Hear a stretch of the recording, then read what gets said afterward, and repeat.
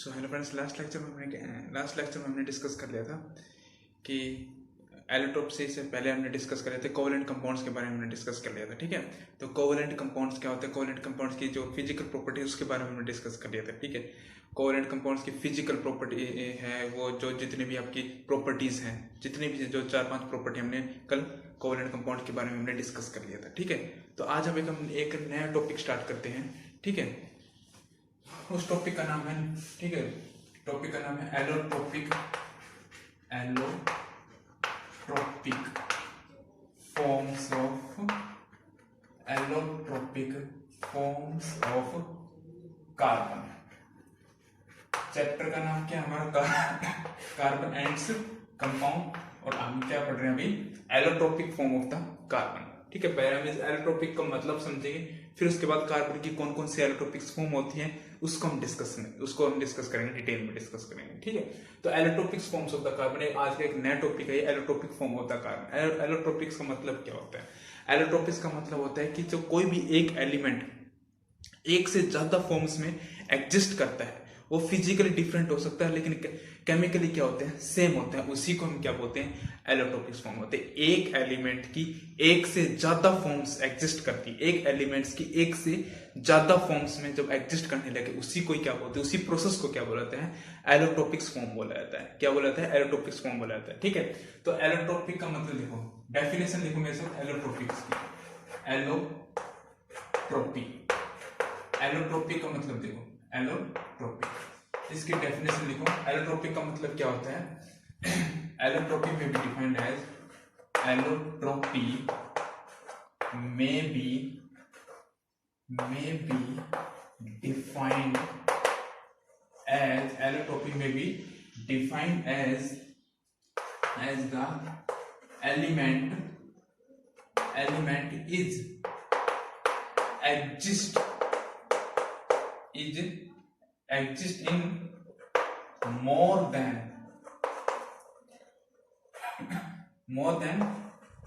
one form, एक से ज्यादा एलिमेंट्स में फॉर्म्स में जो एग्जिस्ट कर देती है, that are physically different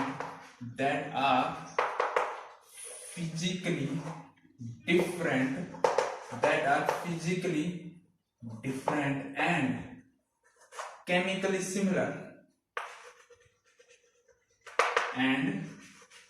chemically similar are called allotropic। देखो, allotropic का मतलब है may be defined as the element which is exist in more than one form। एक से ज्यादा फॉर्म्स में एग्जिस्ट, कोई चीज जब एक से ज्यादा फॉर्म्स में एग्जिस्ट कर देती है उसी को ही क्या बोला जाता है, उसी प्रोसेस को क्या बोला जाता है, भाई, एलोट्रोपी बोला जाता है। ठीक है, उसी प्रोसेस को एलोट्रोपी बोला जाता है। एलोट्रोपी का मतलब एक एलिमेंट एक से ज्यादा फॉर्म्स में जब एग्जिस्ट करता है, और वो फिजिकली तो डिफरेंट हो सकता है लेकिन केमिकली क्या होता है, सिमिलर होता है, उसी को क्या बोला जाता है, एलोट्रोपी बोला जाता है। ठीक है, फॉर एग्जाम्पल लिखो,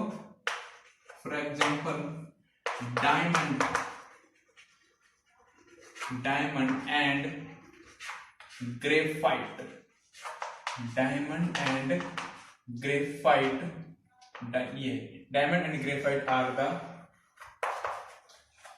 are the allotropic form of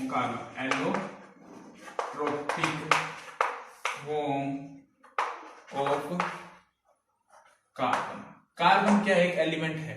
ठीक है, कार्बन क्या है, एक एलिमेंट है, इसकी एक से ज्यादा फॉर्म्स एग्जिस्ट कर रही है। कार्बन कौन सी, एक डायमंड भी एग्जिस्ट करता है, और ये ग्रेफाइट, डायमंड और जो ग्रेफाइट है वो कार्बन के ही पार्ट है, एक तरह से कार्बन की ही क्या है, फॉर्म्स हैं। ठीक है, उसी प्रोसेस को क्या बोला जाता है, जब एक एलिमेंट मतलब एक कार्बन है, वो कार्बन अपनी एक से ज्यादा किस्म फॉर्म्स में जब एग्जिस्ट करता है, उसी प्रोसेस को क्या बोला जाता है, आपका उसी प्रोसेस को क्या बोला जाता है, एलोट्रोप्स बोला जाता है। तो डायमंड और ग्रेफाइट है, ये दो फॉर्म्स होती है, किसकी, कार्बन की फॉर्म्स होती हैं। ठीक है, अब हमें डायमंड और ग्रेफाइट है, ठीक है, ये इस कार्बन की दो फॉर्म्स होती है। अभी हमें डायमंड को डिटेल में पढ़ना और ग्रेफाइट को डिटेल में पढ़ना है।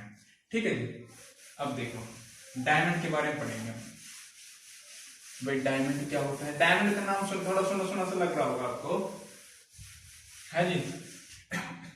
डायमंड है, उसका नाम आपको सुना सुना सा लग रहा था। हमने मेटल्स और नॉन मेटल्स में बात की थी डायमंड की, मेटल्स और नॉन मेटल्स में बात की थी डायमंड की, जब हम फिजिकल प्रॉपर्टी पढ़ रहे थे मेटल्स और नॉन मेटल्स की।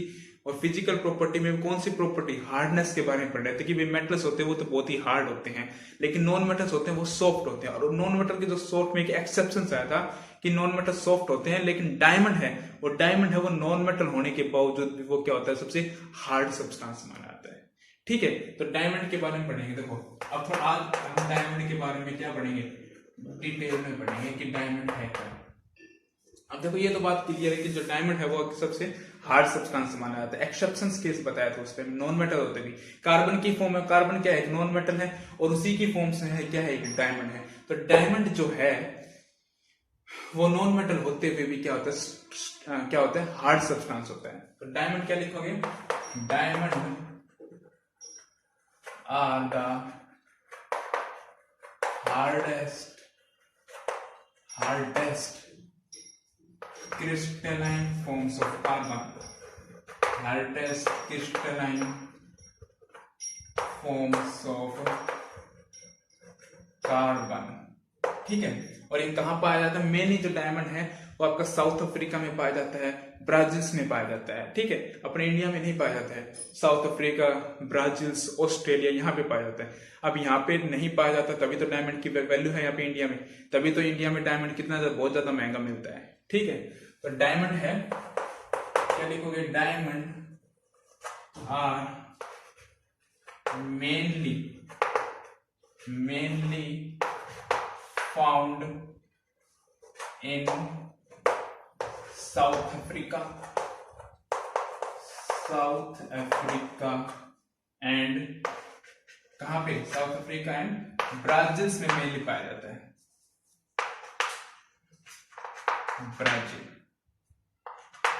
ब्राजील। ठीक है जी, diamonds of the main hardest forms of the carbon होती है साउथ अफ्रीका और मेनली ब्राजील्स में पाया जाता है। ठीक है जी, अब इसकी स्ट्रक्चर क्या देखेंगे, स्ट्रक्चर कैसे होती है डायमंड की, वो हमें देखना है, स्ट्रक्चर क्या होती है डायमंड की।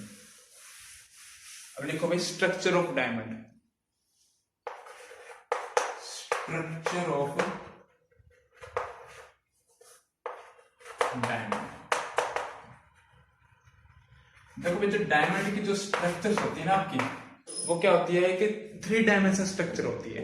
ठीक है, वैसे तो हम यहाँ पे बनाने की थोड़ी बहुत कोशिश करेंगे, बाकी आप जो भी आप कोई भी बुक फॉलो कर रहे हो उस बुक्स में आपको डायमंड की स्ट्रक्चर मिल जाएगी, आप एक बार बुक खोल के डायमंड की स्ट्रक्चर को देखना।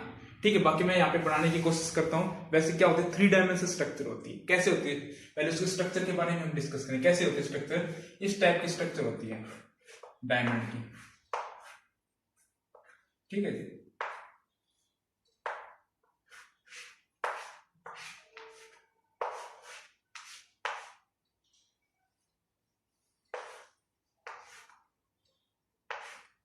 इस टाइप की स्ट्रक्चर। ये पॉइंट है ना यहाँ पे, इनको हम कार्बन बोलते हैं।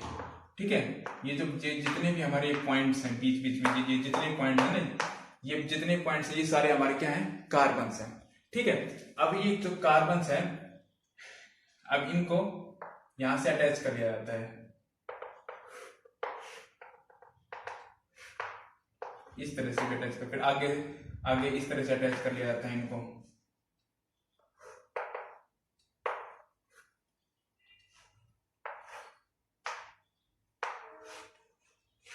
ये जितने भी है आप एक बार वहां पे जाके देखना बुक के अंदर। ठीक है, तो ये आपको एक 3 डायमेंशन का एक ढांचा सा मिलेगा, आपको 3 डायमेंशन स्ट्रक्चर का एक ढांचा से मिलेगा। ठीक है, यहाँ पे तो अच्छे से नहीं बन पाता है आप, क्योंकि 3 डायमेंशन स्ट्रक्चर है। 2 डायमेंशन स्ट्रक्चर तो आप बोर्ड पे रिप्रेजेंट कर सकते, लेकिन 3 डायमेंशन स्ट्रक्चर को बोर्ड पे रिप्रेजेंट नहीं कर सकते। ठीक है, लेकिन आप बुक में जाके देखना इसको कैसे स्ट्रक्चर है, 3 डायमेंशन स्ट्रक्चर होती है इसकी। ठीक है, तो इस स्ट्रक्चर के बारे में लिखना है हमें, क्या लिखना है, क्या क्या कैसे कैसे स्ट्रक्चर होती है, स्ट्रक्चर ऑफ डायमंड है। तो डायमंड कैसे होती है हमारी, 3 dimension structure, 3D type structure होती है। डायमंड्स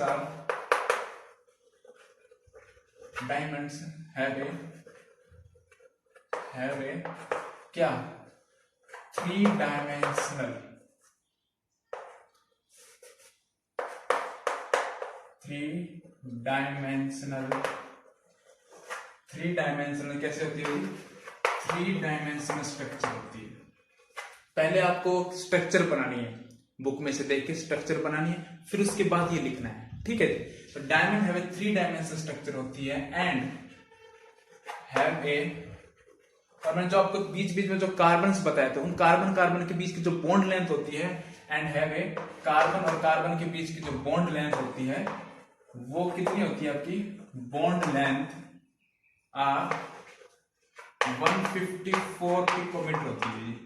कितनी होती है? 154 पिकोमीटर होती है। ये हार्डेस्ट सब्सटेंस होते हैं, इसलिए इसका मेल्टिंग पॉइंट भी क्या होते हैं? बहुत ही हाई होते हैं। And also have a high melting point, also have a high melting point होता है। इसका जो मेल्टिंग पॉइंट होता है वो बहुत ही हाई होता है। कितना होता है? 4000 केल्विन इसका क्या होता है? मेल्टिंग पॉइंट होता है। इससे ज्यादा भी हो सकता है, ठीक है। अच्छा, अगर मैं इसकी वैलेंस शेल इलेक्ट्रॉन्स बात करूं तो कितने होंगे भाई? कार्बन के वैलेंस शेल में कितने इलेक्ट्रॉन्स होते हैं? 4। और ये कार्बन की तो फॉर्म्स है डायमंड और ग्रेफाइट, तो डायमंड भी कार्बन की फॉर्म्स है, तो डायमंड में भी वैलेंस शेल में कितने इलेक्ट्रॉन्स होंगे? 4 वैलेंस इलेक्ट्रॉन्स होंगे, ठीक है। तो जो 4 वैलेंस इलेक्ट्रॉन्स होते हैं, चारों के चारों इलेक्ट्रॉन्स आपकी स्ट्रक्चर को बनाने में, इसकी बॉन्ड की जो स्ट्रक्चर है, ये डायमंड के स्ट्रक्चर को बनाने में क्या हो जाते हैं? पार्टिसिपेट कर जाते हैं, ठीक है। चारों के चारों इलेक्ट्रॉन्स क्या होते हैं? वो यूज हो जाते हैं स्ट्रक्चर को बनाने के लिए, बॉन्ड को बनाने के लिए, बॉन्ड की फॉर्मेशन के लिए, स्ट्रक्चर को बनाने के लिए चारों यूज हो गए, ठीक है। तो अभी की 4 बैलेंस से पहले बैलेंस शेल इलेक्ट्रॉन्स थे, चारों के चारों यूज हो गए। अब एक भी फ्री इलेक्ट्रॉन्स बचा? एक भी फ्री इलेक्ट्रॉन्स नहीं बचा। अब 4 बैलेंस शेल में इलेक्ट्रॉन्स होते हैं डायमंड में, चारों के चारों बॉन्ड बनाने में क्या हो जाते हैं? यूज हो जाते हैं। अब एक भी फ्री इलेक्ट्रॉन्स नहीं बचा। अब फ्री इलेक्ट्रॉन्स नहीं बचेगा तब हम इलेक्ट्रिकल कंडक्टिविटी क्या होगी? बिल्कुल ही जीरो हो जाएगी। पुअर कंडक्टर ऑफ इलेक्ट्रिसिटी मानी जाती है डायमंड की, ठीक है। तो मैंने बताया था पहले भी आपको कि जब भी आपकी इलेक्ट्रिक कंडक्टिविटी की जब बात आती है, फिर इलेक्ट्रिसिटी की बात आती है, तो हम दो ही चीज देखते हैं, या तो आयंस देखते हैं या फिर हम फ्री इलेक्ट्रॉन देखते हैं। तो यहाँ पे आयंस की तो कोई बात ही नहीं चली, कोई कैटायन आयंस कोई बन ही नहीं रहा, ठीक है। तो अब हम किसकी बात करेंगे? इलेक्ट्रॉन्स की बात करेंगे। और रही बात इलेक्ट्रॉन्स की, तो इसमें डायमंड में 4 बैलेंस शेल इलेक्ट्रॉन्स थे, चारों के चारों स्ट्रक्चर बनाने में यूज हो गए। चारों के चारों किस बनाने में यूज हो गए? स्ट्रक्चर को बनाने में यूज हो गए। अब एक भी बैलेंस, एक भी फ्री इलेक्ट्रॉन्स नहीं बचा। अब एक भी फ्री इलेक्ट्रॉन्स नहीं बचा तब क्या होगा? एक भी फ्री इलेक्ट्रॉन्स नहीं बचा तो कंडक्टिविटी कहां से पास करेगी? जब इलेक्ट्रॉन्स ही नहीं होंगे। तो इसलिए डायमंड को पुअर कंडक्टर ऑफ इलेक्ट्रिसिटी माना जाता है। अब यहां पे लिखोगे क्या?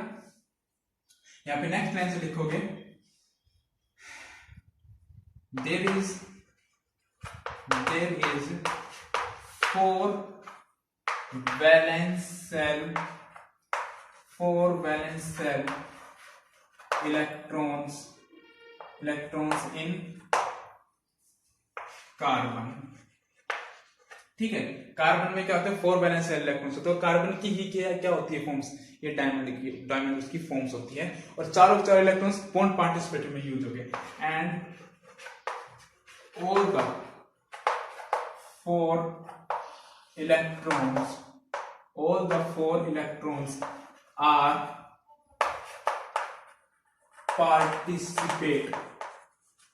4 electrons are participate in bond formation। अब एक भी इलेक्ट्रॉन्स नहीं बचा, एक भी, चारों के चारों पार्टिसिपेट करेंगे इलेक्ट्रॉन्स में। So there is no free electrons. इसमें कोई भी फ्री इलेक्ट्रॉन्स नहीं होते। There is no free electron. अगर कोई फ्री इलेक्ट्रॉन्स नहीं होगा तब क्या होगा आपका? तो डायमंड क्या होगा आपका? Poor conductor. So the diamond are the poor conductor of electricity. Poor conductor of electricity. So the diamond are the poor conductor of electricity. क्या क्या बताया स्ट्रक्चर ऑफ डायमंड में? पहले आपको स्ट्रक्चर बनानी है, ठीक है। फिर डायमंड हैव 3 डायमेंशनल स्ट्रक्चर होती है, और कार्बन कार्बन के बीच में 154 पिकोमीटर क्या होता है उसका बॉन्ड लेंथ होती है। हाई मेल्टिंग पॉइंट होता है, मेल्टिंग पॉइंट का तो बहुत ही हाई होता है 4000 केल्विन के ऊपर। अब एक नई बात निकल के आती है, 4 वैलेंस शेल इलेक्ट्रॉन्स होते हैं इसमें कार्बन के में, और चारों के चारों इलेक्ट्रॉन्स बॉन्ड को या फिर स्ट्रक्चर को बनाने में बॉन्ड की पार्टिसिपेशन में क्या होगी, यूज होगा। अब एक भी इलेक्ट्रॉन्स नहीं बचा, अब एक भी इलेक्ट्रॉन्स नहीं बचा, तब कोई फ्री इलेक्ट्रॉन्स ही नहीं है तो इलेक्ट्रिसिटी कैसे पास की जाएगी। तो डायमंड है तो डायमंड में कोई करंट नहीं होता है, ठीक है। तो डायमंड में कोई भी करंट इसलिए नहीं होता, या फिर डायमंड में कोई भी इलेक्ट्रिसिटी पास नहीं करते। Diamond poor conductor of electricity होते हैं, ठीक है। क्यों होते हैं? क्योंकि इसमें कोई फ्री इलेक्ट्रॉन्स नहीं होता है, और जो भी 4 इलेक्ट्रॉन्स थे वो स्ट्रक्चर को बनाने में यूज हो गए थे। तो ये थी हमारी स्ट्रक्चर डायमंड की, ठीक है। तो अब नेक्स्ट इसमें आएगा uses of diamond of structure. एक लास्ट टॉपिक इसमें डायमंड में एक यूजेज ऑफ डायमंड ऑफ पढ़ लो। इसमें ये आपको साथ के साथ लिखने हैं भाई, अच्छे से पेयर नोटबुक में लिखना है आपको, ठीक है भाई, और अच्छे से लर्न करना है, क्योंकि क्वेश्चंस हमेशा इसी पे ही बनते हैं, ठीक है। अब देखो भाई, uses of diamond, uses of diamond, diamond के यूजेस क्या है, यूजेस ऑफ डायमंड, ठीक है। डायमंड के तो यूजेस बहुत से होते हैं। सबसे पहला यूजेस होता है कि भाई देखो, जो भी आप घर के अंदर जो आपके जो मार्बल्स हैं, ठीक है, या फिर ग्रेनाइट जो बिछाते हैं, उसको काटने के लिए डायमंड का यूज किया था। अब बोलोगे भाई डायमंड को काटने के लिए तो मशीन का यूज करता है। अरे जो मशीन के अंदर जो आगे जो काटने के लिए जो पॉइंट के ऊपर जो काटने जो मशीन को, जब मशीन से हम जो ग्रेनाइट को काट रहे हैं या फिर मार्बल को जो काट रहे हैं, जो काटते टाइम में जो पत्थरी के आके जो पॉइंट पे जो कुछ लगा होता है ना, एक पॉइंट को काटने के लिए पॉइंट के ऊपर छोटा सा पॉइंट पे एक डायमंड यूज किया था, ठीक है, ताकि पूरा मार्बल अच्छे से कट जाए, एक शेप में कट जाए, ठीक है, या फिर ग्रेनाइट है वो पूरा अच्छे से कट जाए, ठीक है। तो पहला पॉइंट क्या है, it is used in cutting of marbles and granite, ठीक है। घर के अंदर जो ग्रेनाइट होते हैं, मार्बल्स को काटने के लिए उसका यूज किया जाता है, ठीक है जी। और जितने भी आपके और किसमें यूज किया था, जितने आपकी जो सर्जिकल्स, जितने भी आपके जो हॉस्पिटल्स में जो सर्जिकल्स होती है, सर्जरी होती है, उनके लिए जो औजार इस्तेमाल किए जाते हैं, उनको जो बिल्कुल आपको शार्प औजार इस्तेमाल किए जाते हैं, ठीक है। तो उनके लिए भी डायमंड के लिए पूरी मतलब कि एक शार्प कटिंग के लिए किसका, डायमंड का ही यूज किया जाता है। तो it is used for making of surgical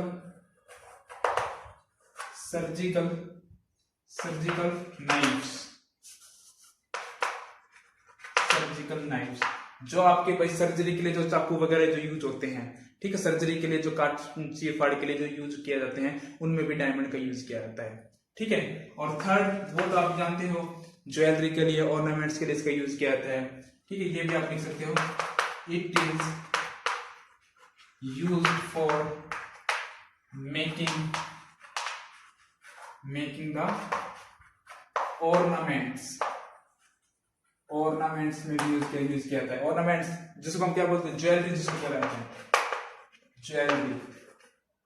jewellery के लिए यूज किया जाता है, ठीक है। तो आज हमने क्या पढ़ा, ज्यादा कुछ नहीं पढ़ा, एलोट्रोपिक्स फॉर्म पढ़ी थी हमने। एलोट्रोपिक्स का मतलब होता है एक से ज्यादा फॉर्म्स में एग्जिस्ट करना है, ठीक है, उसी को क्या बोला जाता है, एलोट्रोपिक फॉर्म बोला जाता है। डायमंड और ग्रेफाइट क्या होते हैं, कार्बन के एलोट्रोपी होते हैं। फिर डायमंड के बारे में बताया, सबसे हार्डेस्ट मटेरियल पाया जाता है, साउथ अफ्रीका और ब्राजील वगैरह में पाया जाता है।